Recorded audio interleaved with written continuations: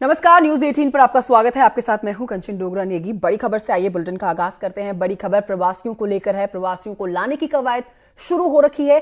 सूरत से करीब 1200 यात्रियों को लेकर ट्रेन रवाना हुई है। रात कुमाऊं मंडल के काठगोदाम पहुंचेगी और ट्रेन और कल गढ़वाल मंडल के यात्रियों को लेकर हरिद्वार आएगी। प्रवासियों की आने पर अलर्ट है अब प्रशासन और प्रवासियों में 9 से अधिक केस आ चुके हैं अब तक। पॉजिटिव राज्य और जिला बॉर्डरों पर बढ़ाई गई है सुरक्षा। तो आज सुरक्षा और चाक चौबंद कर दी गई है, क्योंकि आज जो है प्रवासियों को लाने गई हुई जो ट्रेन है सूरत से करीब 1200 यात्रियों को लेकर पहुंचेगी। रात कुमाऊं मंडल के काठगोदाम पहुंचेगी ये ट्रेन। इस बीच आपको बड़ी अपडेट दे दें कि सरकार पूरी तरह से अपने राज्यवासियों को सुरक्षित रखने के लिए प्रतिबद्ध। हालांकि मुख्यमंत्री त्रिवेंद्र सिंह रावत चिंता जाहिर कर चुके हैं कि जितने भी प्रवासी बाहर से जो लाए जाएंगे यहां पर, तो कोरोना संक्रमण बढ़ने की उम्मीद है, जिसके लिए सुरक्षा चाक चौबंद। वहीं आगे बढ़ते आपको बताएंगे सीएम त्रिवेंद्र सिंह रावत ने इसके लिए रेल मंत्री पीयूष गोयल को धन्यवाद दिया और साथ ही लोगों से भी अपील की कि लोग नियमों का पालन करें, सुरक्षित रहें। प्रातः 4 बजे सूरत से काठगोदाम के लिए एक रेलगाड़ी चलेगी, जिसमें हमारे कुमाऊं मंडल के जो लोग हैं वो उसमें आएंगे। और इसी तरह से 12 मई को दूसरी ट्रेन सूरत से चलेगी जो हरिद्वार आएगी। 12 मई वाली ट्रेन का समय अभी निर्धारित नहीं है, लेकिन बहुत जल्दी वो भी निर्धारित हो जाएगा। मैं तमाम जो हमारे उत्तराखंड के प्रवासी हैं जो वापस अपने घर की तरफ आ रहे हैं, उनको मैं बहुत शुभकामनाएं दूंगा कि वो स्वस्थ रहें और ज़रूर उन नियमों का पालन करें। तो मुख्यमंत्री त्रिवेंद्र सिंह रावत को आप सुन रहे थे, जिन्होंने कहा कि आज आने वाली ट्रेन और कल आने वाली उत्तराखंड के अंदर जो ट्रेन है उनमें आने वाले लोगों से सुरक्षित रहने की अपील की है।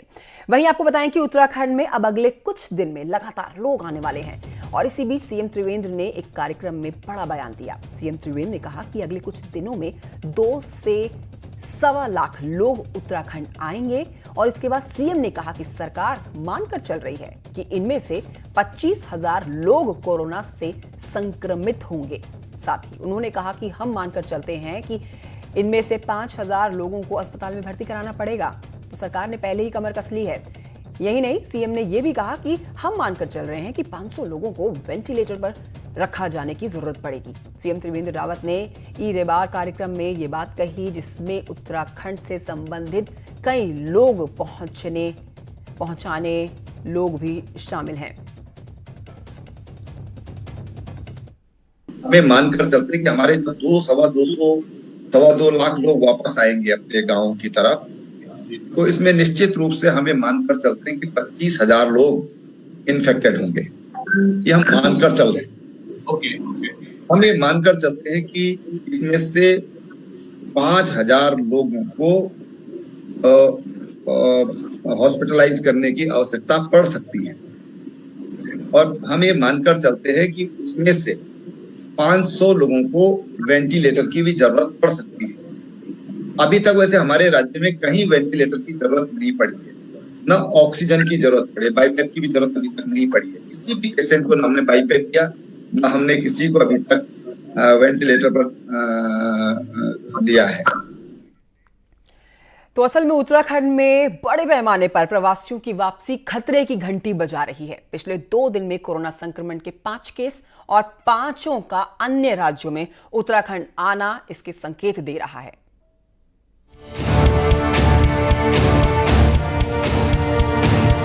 उत्तराखंड में प्रवासियों के आने का सिलसिला जारी है। कुछ बसों से लाए जा रहे हैं तो कुछ निजी वाहनों से भी आ रहे हैं। लौट रहे प्रवासियों का महज औपचारिकता के नाम पर चेक पोस्टों पर चेकअप हो रहा है। यदि इनमें से कोई भी कोरोना से संक्रमित हुआ तो मुश्किलें और बढ़ जाएंगी।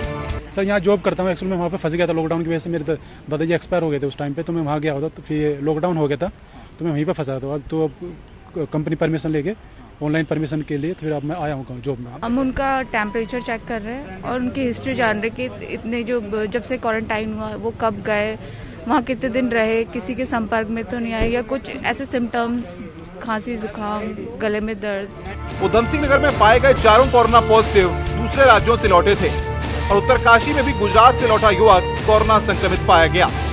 ये लोग यहाँ तक पहुँचने में न जाने कितनों के संपर्क में आए होंगे। इनको ट्रेस कर पाना आसान नहीं है और यही चिंता सरकार को भी खाई जा रही है। तो मैं पुणे ऐसे सभी लोगों से ये जरूर कहना चाहूँगा कि जो बाहर से आ रहे हैं उन सबको पूरी तरीके से पालन करना चाहिए। यदि क्वारंटाइन करने के लिए उनका होम हो रहे हैं, घर पे हो रहे हैं तो घर पे, और अगर वो सामूहिक रूप से कहीं रखे जा रहे हैं तो वहाँ। और इस प्रकार का एक केस भी यदि आ जाता है तो बहुत बड़ी क्षति पहुंचा सकता है। प्रवासियों के घर लौटने में कोई समस्या नहीं है।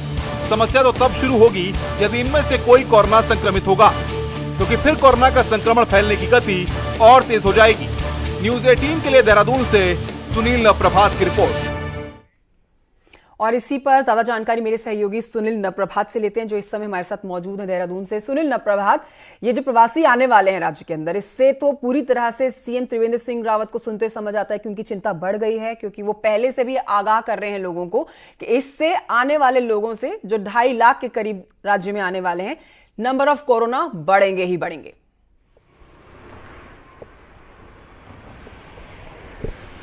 बिल्कुल कंचन, एक बड़ी चुनौती है। जिस तरह से बीते समय में भी आपने देखा कि अकेले उधम सिंह नगर की अगर मैं बात करूं तो पिछले 3 दिन में 4 पॉजिटिव केस आए। ये चारों के चारों माइग्रेंट थे और इससे पहले भी जो 4 और पॉजिटिव केस आए थे उधम सिंह नगर में, वो भी दूसरे प्रदेशों से आए थे। तो कुल मिलाकर उधम सिंह नगर में ही अकेले जो 8 पॉजिटिव केस बीते दिनों में आए, वो सब के सब माइग्रेंट पॉपुलेशन से थे।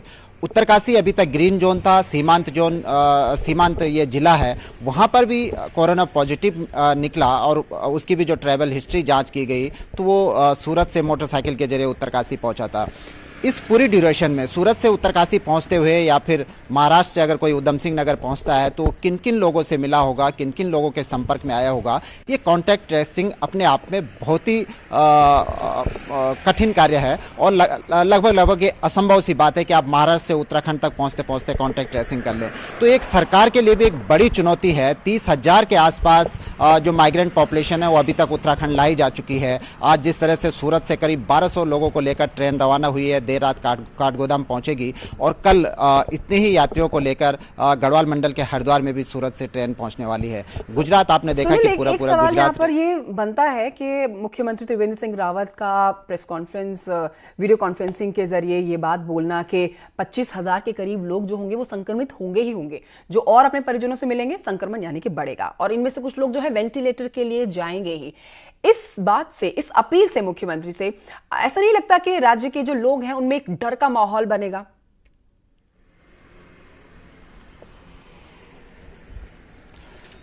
देखिए कंचन, जाहिर सी बात है कि जिस तरह से कोरोना का संक्रमण फैला है पूरे विश्व में, पूरे भारत में, उसके साथ साथ ये बात लगातार लोगों से कही जा रही है कि उनको आप कोरोना के साथ साथ जीना सीख लेना चाहिए। यानी इसको कि आप डेली रूटीन का सर्दी, खांसी और जुकाम जैसा आपको मान लेना चाहिए कि कोरोना के साथ साथ आपको लंबे समय तक चलना होगा। सरकार ने, जो मुख्यमंत्री ने जो बात कही कि 25,000 के आसपास लोग आने वाले समय में इन्फेक्टेड हो सकते हैं, ये भविष्य का रोड मैप है कि जिस तरह से मुख्यमंत्री ने कहा कि 2 लाख के आसपास लोग माइग्रेंट पॉपुलेशन उत्तराखंड आएगी भविष्य में, और मुख्यमंत्री ने साथ में यह भी जोड़ा कि हम अपने नागरिकों को सड़क पर नहीं छोड़ सकते, ये हमारी मजबूरी है कि हम हर हाल में उनको उत्तराखंड लाएंगे, ये मुख्यमंत्री ने कहा।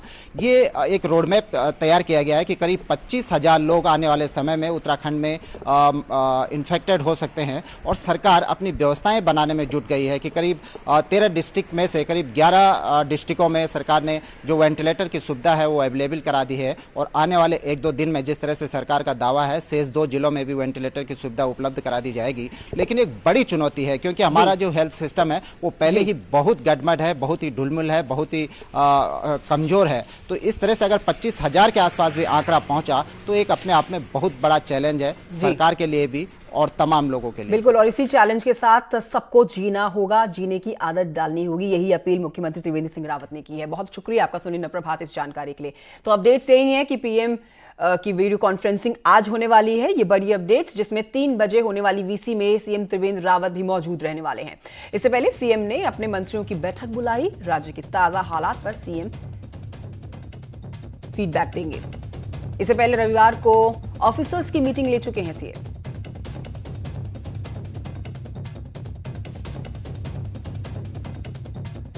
तो पीएम की वीडियो कॉन्फ्रेंसिंग आज होने वाली है। 3 बजे होने वाली है वीसी में सीएम त्रिवेंद्र सिंह रावत भी मौजूद रहने वाले हैं। सब अपने राज्यों का फीडबैक देने वाले हैं आज एक बार फिर से। दूसरी तरफ सीएम त्रिवेंद्र सिंह रावत साफ कर चुके हैं कि उनके राज्य में चुनौतियां बढ़ने वाली हैं क्योंकि प्रवासी जो आएंगे उनसे कोरोना संक्रमण बढ़ने की पूरी उम्मीद है। आगे बढ़ते हैं, देहरादून से आ रही बड़ी खबर आप तक पहुंचाते हैं, जहां पर आज से देहरादून में शॉपिंग मॉल्स, शॉपिंग कॉम्प्लेक्स खुल जाएंगे। सारी दुकानें यहां पर खुल सकेंगी। ये बड़ा फैसला देहरादून प्रशासन की तरफ से लिया गया। सोमवार, बुधवार और शुक्रवार को कॉम्प्लेक्स की दुकानें खुलने की इजाजत दी गई है। नियम शर्तों का पालन करना होगा, जिसके साथ ही दुकानें खुलेंगी। खिलौने और गिफ्ट की दुकानों को भी खोलने की परमिशन मिली है। प्रिंटिंग प्रेस, फोटोग्राफी, रद्दी पेपर की दुकानें भी खोलने की मंजूरी मिली है। मंगलवार, गुरुवार और शनिवार को खोल सकेंगी अपनी दुकानें दुकानदार। ड्राई फ्रूट्स डिपार्टमेंट और किराना स्टोर्स को रोज खोलने की छूट मिली है।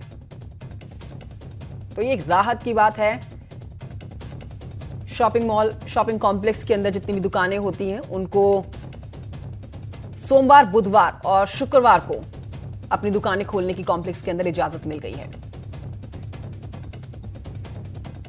ब्रेक के बाद स्वागत है आपका। उत्तरकाशी में भी कोरोना के मरीज बाहर से ही पहुंचे। यहां आपको जानकारी दे रहे हैं कि उत्तरकाशी में बाहर से मरीज पहुंचे हैं, जिसके बाद नंबर यहां बढ़ा। यहां कोरोना मरीज मिलने के बाद लगातार हड़कंप मचा हुआ है।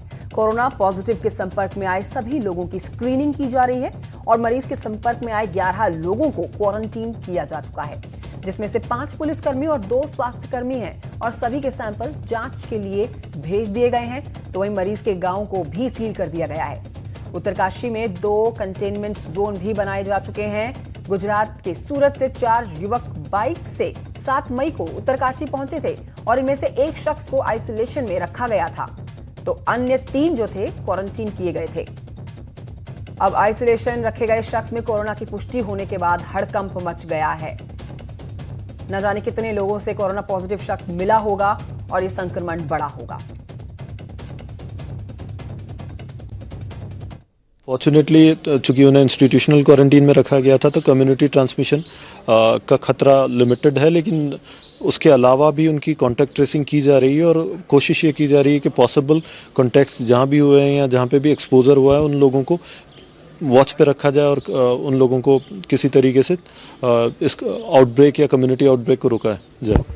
कितने लोग हैं सर, कितने लोगों पे ये सिम्टम देखे जा रहे हैं और अब कितने लोगों को क्वारंटीन किया जा रहा है, और जो लोग इनके कांटेक्ट में आए हैं गांव या अगर जो इलाके हैं कितने लोग आइडेंटिफाई किए हैं? इसमें नगुण की जो हमारी टीम है जिसने इनिशियल एंट्री जो दी है उसमें मेडिकल स्टाफ, पुलिस स्टाफ और हमारा एडमिनिस्ट्रेटिव स्टाफ है, वो 11 लोग हैं जिन्हें सेल्फ क्वारंटीन किया वो हुए हैं अभी।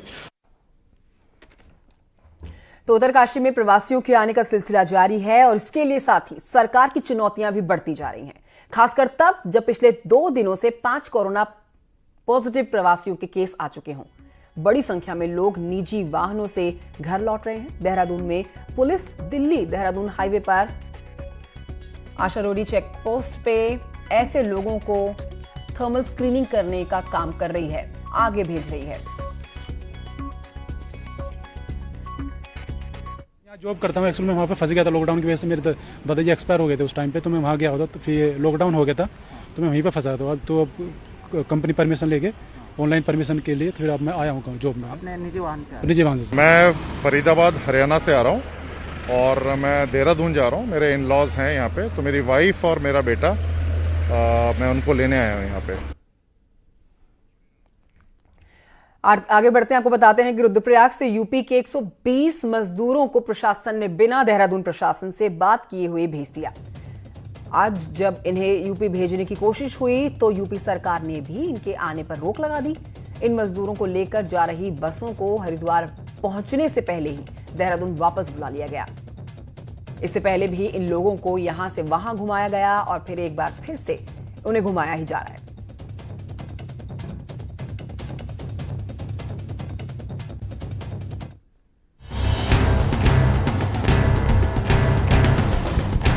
लोगों की ये भीड़ रुद्रप्रयाग से इस आस में चली थी कि उनके दुख भरे दिन अब खत्म होने वाले हैं, लेकिन इन्हें क्या पता था कि मुसीबत इनके पीछे पीछे चल रही है। देहरादून पहुंचे इन लोगों को रुद्रप्रयाग प्रशासन ने बिना अनुमति के ही भेज दिया। अब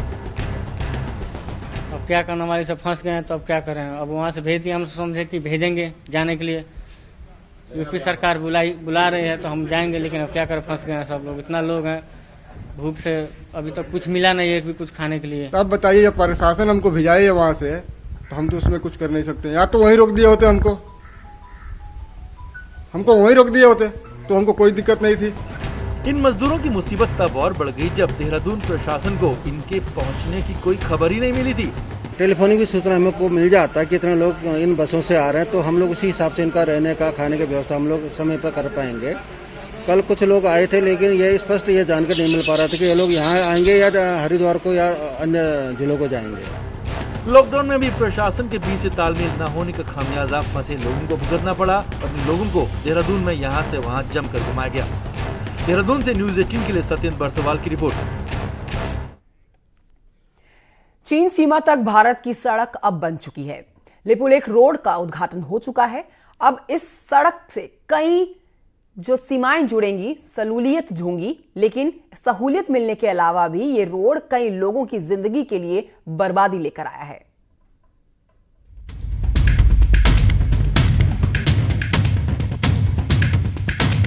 चंद्र सिंह और कलावती दशकों से चीन सीमा पर सुरक्षा बलों के लिए जरूरी सामान पहुंचाते हैं और अपने परिवार का भरण पोषण करते हैं।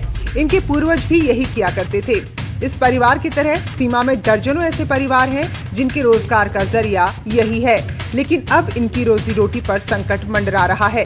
चीन सीमा पर बीआरओ ने लिपुलेख तक सड़क काट दी है। सड़क कटने के बाद अब सुरक्षा बलों का जरूरी सामान गाड़ियों से पहुंचाया जाएगा। चावल, दाल और ये दूध, ये आर्मी वालों का सामान, गांव का खाद्यान्न का सामान ऐसा ही ढोलते हैं हम।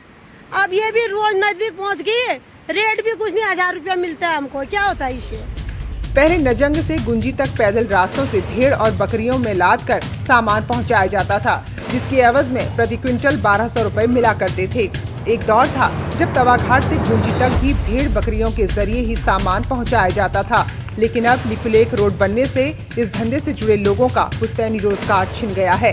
पीढ़ियों से इसी काम को करने वाले ये लोग आज उम्र के ऐसे पड़ाव में हैं कि नया काम भी नहीं तलाश सकते। अब ये जैसे रोड पहुंचा तो धंधा खत्म होगी, नहीं चला। बच्चे अब पढ़ने वाले हैं आगे हो गए। अब या तो हम तो चलो बुजुर्ग लोग हैं, हमको तो मिलना, लेकिन पढ़ लिख के थोड़ा बच्चों को मिलना चाहिए, कोई रोटी रोजी कहीं भी हो। सड़क बनने से घोड़े खच्चर वालों का भी धंधा खत्म हो गया है। यही नहीं, यात्रा के पड़ाव खत्म होने से अब यहाँ छोटा मोटा कारोबार करने वालों की भी रोजी रोटी छिन गई है। कहते हैं वक्त के साथ कई चीजें बदल जाती हैं, तो घाटिया बगड़ से लिपुलेख तक 74 किलोमीटर में भी अब काफी बदलाव देखने को मिलेंगे। न्यूज़ 18 के लिए पिथौरागढ़ से विजयवर्धन उप्रेती की रिपोर्ट। खबर ऋषिकेश से है, जहां पर नीलकंठ रोड पर गरुड़ चट्टी मंदिर के पास शराब की दुकान का लोगों ने विरोध किया।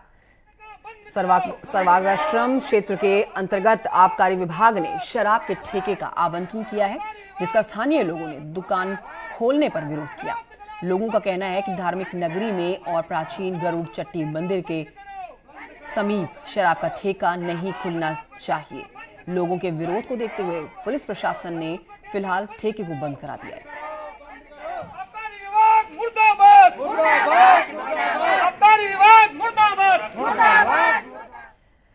आगे बढ़ते हैं, आपको बताते हैं कि जापान की महिला के साथ अश्लील बातें करना योग शिक्षकों को भारी पड़ गया। पुलिस ने 3 योग टीचर्स के खिलाफ केस दर्ज कर उन्हें गिरफ्तार कर लिया है। पीड़ित ने आरोप लगाया कि तीनों ने अश्लील बातें और शारीरिक संबंध बनाने के लिए जोर डाला। महिला योग का कोर्स करने के लिए ऋषिकेश आई हुई है। हमारे यहाँ एक जो योगा केंद्र है उसके शिक्षक हैं, उसमें 3 व्यक्तियों का नाम नामित है। उनके द्वारा जो है कुछ अश्लील हरकतें या कुछ SMS भेजा गया उनको, तो ये जानकारी में आया है तो उस पर कार्रवाई कर रहे हैं, इसमें अरेस्ट कर ली। हरिद्वार के लक्सर से खबर आ रही है बड़ी। यहाँ पर तब हंगामा मच गया जब एक कार में सांप निकल गया और कार मालिक ने कहीं जाने के बाद ये निकला। और जैसे ही कार में बैठने लगा तो कार के अंदर से आवाज आने लगी। शख्स ने तुरंत वन विभाग को खबर दी। आनन फानन में वन विभाग की टीम मौके पर पहुंचती है। सांप को कार से बाहर निकाला जाता है, फिर उसे जंगल में छोड़ दिया गया है।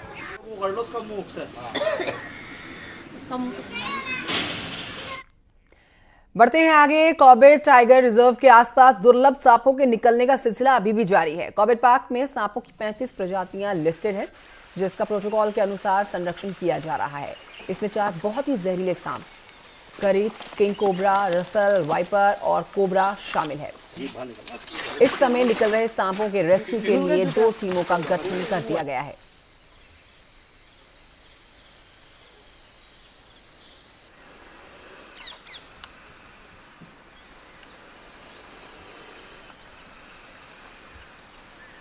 तो आप देख रहे हैं ये बहुत ही दुर्लभ प्रजाति के सांप हैं। कॉर्बेट टाइगर रिजर्व के आसपास आजकल निकल रहे हैं, जिनको संरक्षित किया जाता है और इसीलिए वन विभाग ने 2 टीमें यहाँ पर गठित कर दी हैं इनके संरक्षण के लिए। 35 सांपों की प्रजातियां लिस्टेड हैं कॉर्बेट में, जिनका संरक्षण बड़ी चुनौती। बढ़ते हैं आगे। आपको बताते हैं कि लॉकडाउन के बीच में विभिन्न रंग देखने को मिल रहे हैं। कुछ लोग रिलीफ कैंपों में खाना पहुंचा रहे हैं, तो कुछ लोग स्ट्रे एनिमल की देखरेख कर रहे हैं, स्ट्रीट एनिमल्स की देखरेख कर रहे हैं। हम आपको दिखाते हैं अरशद खान, जो इन दिनों वाइल्ड लाइफ की सुरक्षा में जुटे हुए हैं।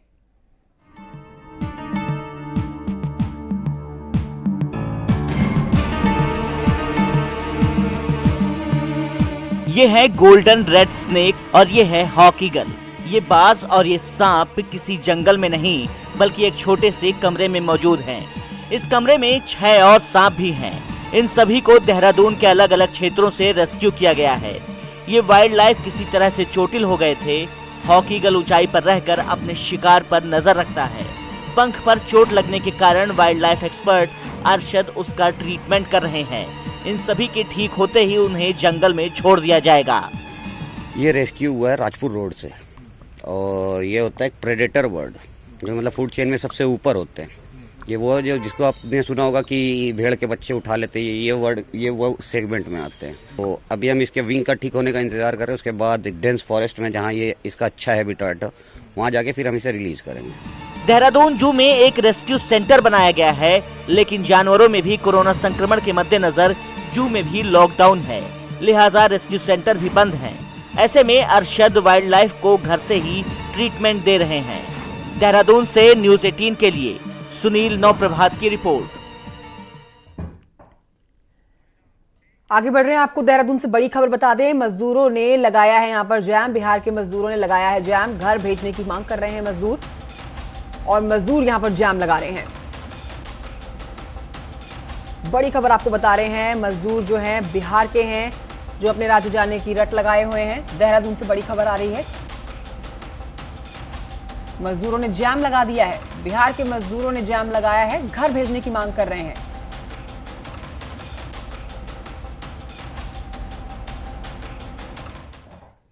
और इसी के साथ बुलेटिन में इतना ही। देश दुनिया की खबरें जानने के लिए आप बने रहिए न्यूज़ 18 के साथ।